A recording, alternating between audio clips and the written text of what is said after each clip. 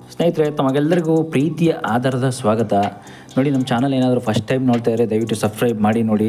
ಯಾಕೆಂತಂದರೆ ಸಬ್ಸ್ಕ್ರೈಬ್ ಮಾಡೋದ್ರಿಂದ ನಿಮಗೆ ಹೋಗ್ತಾ ಒಂದು ಒಳ್ಳೊಳ್ಳೆ ಮಾಹಿತಿಗಳು ಸಿಗುತ್ತೆ ಹೊರತು ಬೇರೆ ಇನ್ನೇನಿಲ್ಲ. ನೋಡಿ, ಈ ದಳಪತಿ ಒಡೆಯ ಯಾರಾಗಬೇಕು ಮುಂದೆ ಹಿಂದೆ ಒಂದು ವಿಡಿಯೋನ ನಾನು ಮಾಡಿದ್ದೆ. ಏನನ್ಸುತ್ತೆ ನೀವು ಕೂಡ ಕಾಮೆಂಟ್ ಮಾಡಿ. ನಿಜವಾಗ್ಲೂ ನೋಡಿ, ದಳಪತಿಗೆ ಒಡೆಯ ಈಗ ನಡೀತಾ ಇರೋದು ಏನಂತಂದರೆ ನಿಖಿಲ್ ಕುಮಾರಸ್ವಾಮಿ ಅವರೇ ಮೊದಲೇ ಈಗಾಗಲೇ ಅವ್ರಿಗೇನೆ ಏನೋ ಒಂದು ಕೊಟ್ಬಿಟ್ಟಿದ್ವಿ, ಒಡೆಯರ ಅನ್ನೋ ಸ್ಥಾನವನ್ನು ಕೊಟ್ಬಿಟ್ಟಿದ್ವಿ. ಸದ್ಯಕ್ಕೆ ಈಗ ಪ್ರಜ್ವಲ್ ರೇವಣ್ಣ ಒಂದು ವಿಷಯಕ್ಕೆ ಬಂದರೆ, ಪ್ರಜ್ವಲ್ ರೇವಣ್ಣ ಅವರು ಮರ್ಯಾದೆಯಂತೂ ಹಾಳು ಮಾಡ್ಕೊಂಡಿದ್ದಾರೆ ನಮ್ಮ ಇದರಲ್ಲಿ, ಕರ್ನಾಟಕದಲ್ಲಿ ಅಂತಲ್ಲ ಎಲ್ಲೇ ಅವರು ಜನಗಳ ಹತ್ರ ಹೋದರೂ ಕೂಡ ಈಗ ಅವರು ಒಂದು ತಲೆ ಎತ್ತಿ ನಡೆಯುವಂಥ ಕೆಲಸ ಅಂತೂ ಆಗಲ್ಲ ಈಗ. ಯಾಕೆ ಅಂತಂದರೆ ನಿಮಗೆ ಗೊತ್ತಿರ್ಬೋದು, ಅವ್ರು ಪ್ರಜ್ವಲ್ ರೇವಣ್ಣ ಅವರು 2024ರಲ್ಲಿ ಯಾವುದೊಂದು ಕೇಸ್ ಆಗಿತ್ತು. ಏನೋ ಈ ರೀತಿ ಒಂದು ಮಹಿಳೆ ಜೊತೆ ಈ ರೀತಿ ಏನೋ ರೂಮಲ್ಲಿ ಮಲಗಿದ ವಿಷಯನೋ ಏನೋ ಒಂದು ಅದು ಹಿಂದೆ ಕೇಸ್ ಆಗಿತ್ತು. ಆ ಕೇಸ್ ಬಗ್ಗೆ ನಾನು ಹಿಂದೆ ಕೂಡ ವಿಡಿಯೋ ಮಾಡಿದ್ದೀನಿ ಸ್ನೇಹಿತರೆ. ಏನಂತಂದರೆ ಈಗ ನೋಡಿ, ದಳಪತಿ ಹೊಡೆಯೋಕ್ಕೆ ಈಗ ವಂಶಸ್ಥರಲ್ಲಿ ಹಿರಿಯರು ಇವರೇ, ಕಿರಿಯವರು ನಿಖಿಲ್ ಕುಮಾರಸ್ವಾಮಿ ಆಗ್ತಾರೆ. ಆದ್ದರಿಂದ ಕಿರಿಯವ್ರನ್ನೇ ಒಡೆಯ ಮಾಡಬೇಕು ಅಂತ ಕೂಡ ಆಲ್ರೆಡಿ ಕೂಡ ಆಗಿದೆ.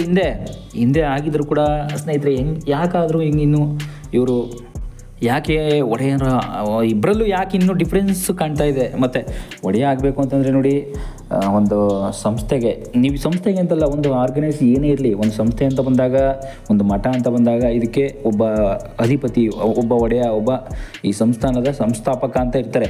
ಸಂಸ್ಥಾಪಕರು ಹಿಂದೆ ದೇವೇಗೌಡರು ಇದ್ದರು, ಬಟ್ ಅದು ಈಗ ಮುರಿದು ಬೀಳುತ್ತಷ್ಟೇ. ಯಾಕೆಂದರೆ ಅವ್ರಿಗೂ ಕೂಡ ವಯಸ್ಸಾಗುತ್ತೆ. ಮೊಮ್ಮಗ ಸ್ಥಾನಕ್ಕೆ ಬರ್ತಾನೆ ಅಂತ ಕೂಡ ದೇವೇಗೌಡರು ಕೂಡ ಹೇಳ್ಕೊಂಡಿದ್ದಾರೆ ಎಲ್ಲ ಇದರಲ್ಲೂ. ಮೊಮ್ಮಗರಲ್ಲಿ ಇಬ್ಬರಲ್ಲಿ ಯಾರು ಸೂಟ್ ಆಗ್ತಾರೆ ನೋಡಿ, ಅದರಲ್ಲೂ ಕೂಡ ಇವರು ಪ್ರಜ್ವಲ್ ರೇವಣ್ಣ ಹಿರಿಯರಾಗಿರೋದ್ರಿಂದ ಇವ್ರು ಸೂಟ್ ಆಗ್ತಾರಾ, ಇಲ್ಲ ಕಿರಿಯರಾಗಿರೋದ್ರಿಂದ ಇವ್ರು ಸೂಟ್ ಆಗ್ತಾರೆ. ನಿಜವಾಗ್ಲೂ ಇದಕ್ಕೆ ಒಂದೊಳ್ಳೆ ಮಾಹಿತಿ ಬೇಕು ಸ್ನೇಹಿತರೆ. ಯಾಕೆ ಅಂತಂದರೆ ನಿಖಿಲ್ ಕುಮಾರಸ್ವಾಮಿ ಅವರನ್ನು ಹಿಂದೆ ಎಲ್ಲ ನೀವು ಎಲೆಕ್ಷನಲ್ಲಿ ಸೋಲ್ಸಿದ್ರೆ ಮತ್ತು ಅವರು ಕೂಡ ಈ ಸಿನಿಮಾದಲ್ಲೂ ಕೂಡ ಒಬ್ಬ ಆರ್ಟಿಸ್ಟಾಗಿ ಆ್ಯಕ್ಟ್ ಮಾಡಿದ್ದಾರೆ, ಆ್ಯಕ್ಟರ್ ಆಗಿ, ಒಬ್ಬ ಹೀರೋ ಆಗಿ, ಆ್ಯಕ್ಟರ್ ಆಗಿ ಅಲ್ಲಿ ಆರ್ಟಿಸ್ಟ್ ಆ್ಯಕ್ಟ್ ಮಾಡಿರೋದ್ರಿಂದ ಅವ್ರಿಗೂ ಕೂಡ ಏನೋ ಒಂದು ಸಂತೋಷ. ಏನಂತಂದರೆ ನೋಡಿ ಸ್ನೇಹಿತರೆ, ಆ್ಯಕ್ಟರ್ ಆಗಿ ಏನೋ ಒಂದು ಅಭಿಮಾನಿಗಳನ್ನ ಸಂಪಾದಿಸೋ ಒಂದು ಗುಣ ಇದೆ ಅಲ್ಲಿ, ಅಷ್ಟೇ, ಬೇರೆ ಏನಿಲ್ಲ. ಅಭಿಮಾನಿಗಳನ್ನ ಸಂಪಾದಿಸ್ಕೊಂಡು ನೆಕ್ಸ್ಟು ಎಲೆಕ್ಷನ್ಗೆ ಹೋದರೆ ಅವರು ಮುಂದೆ ಏನೋ ಒಂದು ಮಾಡ್ಬೋದು ಅವ್ರು, ಅಷ್ಟೇ, ಬೇರೆ ಏನೇನಿಲ್ಲ. ಇದರಿಂದ ಏನಾಗುತ್ತೆ ಅಂತಂದರೆ ನೋಡಿ, ಎಲೆಕ್ಷನ್ನಲ್ಲಿ ಯಾವುದು ಕೂಡ ಒಂದು ಪಕ್ಷ ಬರೋದಕ್ಕೆ ಒಂದು ಇದಾಗುತ್ತೆ ಅಷ್ಟೇ, ಒಂದು ಇನ್ಫ್ಲೂಯೆನ್ಸ್, ಅದು ಒಂದು ಮೋಟಿವೇಶನ್ ಸಿಕ್ತಾಗ ಆಗುತ್ತಷ್ಟೇ. ನೋಡಿ, ಎಲೆಕ್ಷನ್ ಅಂತ ಬಂದರೆ ಅದರಲ್ಲಿ ಓಟ್ ಹಾಕಿಸಿ ಜನಗಳಿಂದ ಗೆಲ್ಲುವಂಥದ್ದು ಅಂದರೆ ಒಂದು ಸಾಧಾರಣ ಒಂದು ಕೆಲಸ ಅಲ್ಲ ಅದು. ನಿಜವಾಗ್ಲೂ ಹೇಳ್ಬೇಕಂತಂದರೆ ಒಂದು ಸಾಧಾರಣ ಕೆಲಸ ಅಂತಂದರೆ ಅದು ನೀವು ಹೊಲದ ಹತ್ರ ಕೂತ್ಕೊಂಡು ಏನೋ ಒಂದು ಉಳುಮೆ ಮಾಡೋದು, ಒಂದು ಕಳೆ ಕೀಳೋದು, ಒಂದು ಏನೋ ಸಾಮಾನ್ಯ ಒಬ್ಬ ರೈತ ಮಾಡುವಂಥ ಕೆಲಸ ಅಲ್ಲ ಅದು.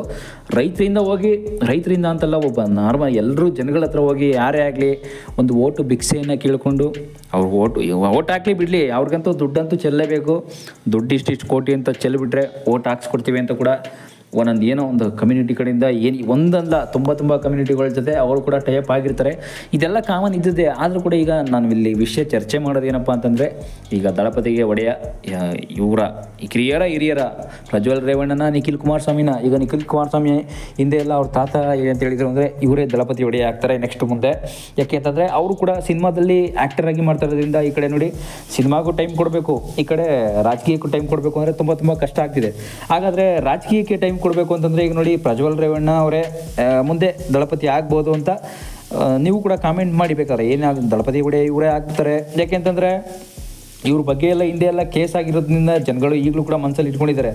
ಕೇಸ್ ಆಗಿರೋದೆಲ್ಲ ಅವರವರು ಒಂದು ಸೆಕೆಂಡ್ರಿ, ಅದು ನಿಜವಾಗ್ಲೂ ಅದೆಲ್ಲ ಪ್ರೈಮರಿ ಬರಲ್ಲ. ಯಾಕೆಂತಂದರೆ ಸೆಕೆಂಡ್ರಿ ಅಂತ ಬಂದಾಗ ನೀವು ನೋಡಿರ್ಬೋದು, ಸೆಕೆಂಡ್ರಿಯಲ್ಲಿ ಏನಾಗುತ್ತೆ, ಅವ್ರದ್ದು ಪರ್ಸ್ನಲ್ ವಿಷಯ ಎಲ್ಲ ಕೆದ್ಕೋದು ಬೇಡ ಅಂತ ಅಷ್ಟೇ, ಬೇರೆ ಇನ್ನೇನಿಲ್ಲ. ನೋಡಿ, ಅವರ ಒಂದು ಪರ್ಸ್ನಲ್ ವಿಷಯಕ್ಕೆ ನಾವು ಯಾಕೆ ತಲೆ ಹಾಕ್ತೀವಿ ಅಂಥದ್ರಲ್ಲಿ ಕೂಡ ಅದರಲ್ಲಿ ಏನೇನೆಲ್ಲ ಸಿಗುತ್ತೆ ಅಂಥದ್ರಲ್ಲೇ. ಅದರಿಂದ ನಮ್ಮ ಜನಗಳಿಗೂ ಕೂಡ ಹಿಂಗೆ ಕೆಟ್ಟವರು ಅಂತ ಗೊತ್ತಾಗುತ್ತೆ ಅಷ್ಟೇ, ಬೇರೆ ಏನಿಲ್ಲ ಅದರಿಂದ ವಿಷಯದಿಂದ. ಆದರೆ ಕೆಟ್ಟವರು ಅಂತ ಬೇರೆ ವರ್ಡು, ಆದರೆ ಒಳ್ಳೆಯವರು ಅದು ಬೇರೆ.